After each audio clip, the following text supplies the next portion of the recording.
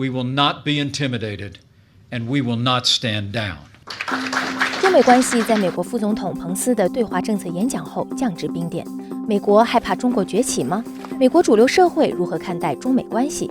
接下来的6个月会发生什么？3位华盛顿最权威的中美问题专家，卡内基国际和平研究院副院长包道格博士，威尔逊中心基辛格中美关系研究所主任戴博先生，以及美国国际战略研究中心亚洲问题副主席迈克尔·格林博士，几分钟回答您最关心的几个问题。美国是否对中国的崛起感到恐惧？ I think there's a certain amount of fear in that calculation by the U.S. that China is going to impinge on or snatch away important American interests in the Western Pacific. No, I don't think the United States fears China's rise. The United States does not want to live in a less liberal or free environment. That's the issue. The public opinion polls show that Americans are increasingly nervous about how China will use its power, but opinion is still quite divided. A significant minority of Americans still think China is more of a partner than an adversary, so it's mixed. 为什么美国选择这个时机与中国对峙？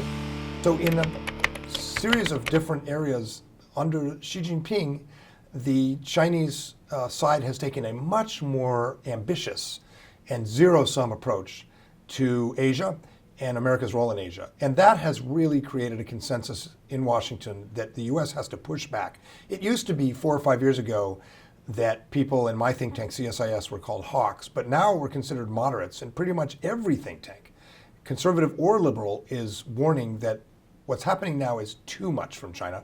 It's inevitable the U.S. would push back. By rejecting the human rights critique of China, by rejecting American leadership, the Trump administration had created space, had given China a longer, what it calls a period of strategic opportunity. Now the Trump administration is coming back to a more traditional set of concerns, but with a more hardline and aggressive stance. And broadly speaking, I think that's correct. I think that there is a bipartisan consensus that that is the direction that America should take.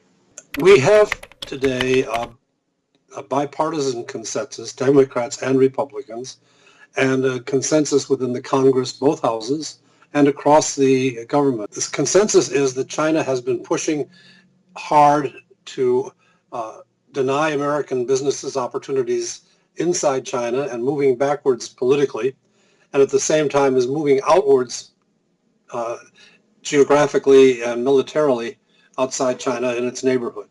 And so a consensus is formed that China needs to be pushed back by the American government. 双方开战的可能性有多大？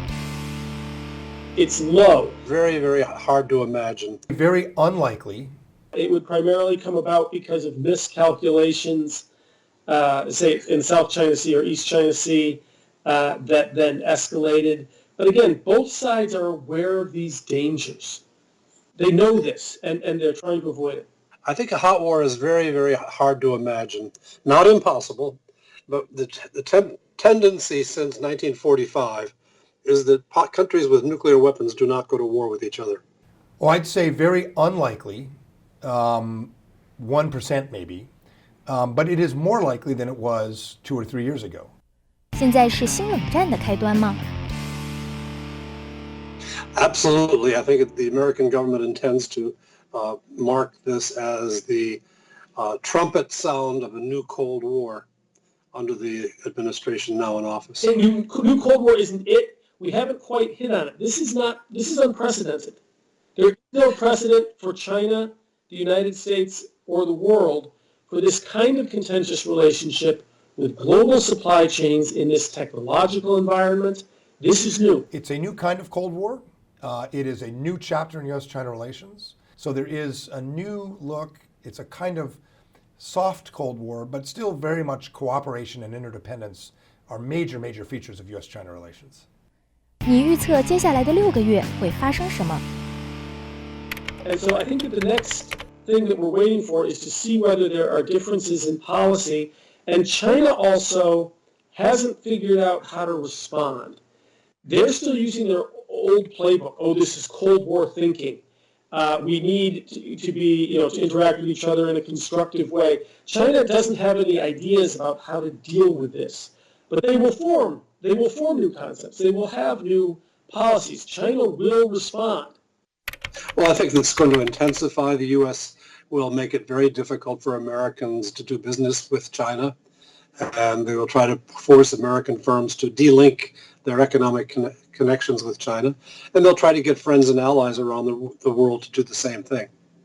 I think in the next 6 months, the trade war, so-called trade war, is likely to escalate. There will be more tariffs. I don't think that the Trump administration thinks it will lose. So this trade war will continue because the administration thinks it's winning, but also there's no consensus within the Trump administration. What is victory? What is the end state? Where are we going? So I think eventually both sides will back down when the markets, the stock markets, start to really punish. 与中国对峙能为当政党赢得更多选票吗？ We don't know yet whether the American people care or not. The Trump administration has not yet made a convincing case that China is trying to interfere in elections the way that the Russians have done. There's a big gap between perceptions about China between the people of the United States and elsewhere. Everywhere I go, people are happy to see Trump pushing back on China. People feel it's overdue. And therefore, I suspect it'll translate into a certain amount of political strength during the midterm elections. It will help the Republicans keep votes by saying what China's doing is sneaky and unfair and adversarial, and therefore make those voters who are worried about tariffs more supportive of Republicans who are taking on this threat. So it definitely will help them keep votes. I don't think it will win new votes. 最后想说什么？ Watch Radio Free Asia and seek out information beyond just the People's Daily or Global Times. And this is new territory. There could be collisions. There could be anger and frustration at the United States.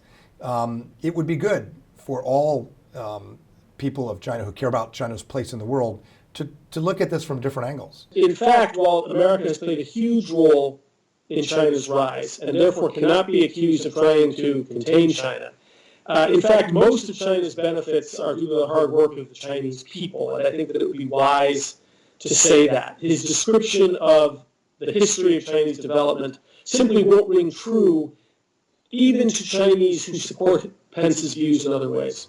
I think China is on an impossible long-term course. The idea that you can close down the country intellectually, but keep marching forward technologically those are incompatible concepts. And I think this may be the last stand of authoritarianism in China under the current leadership.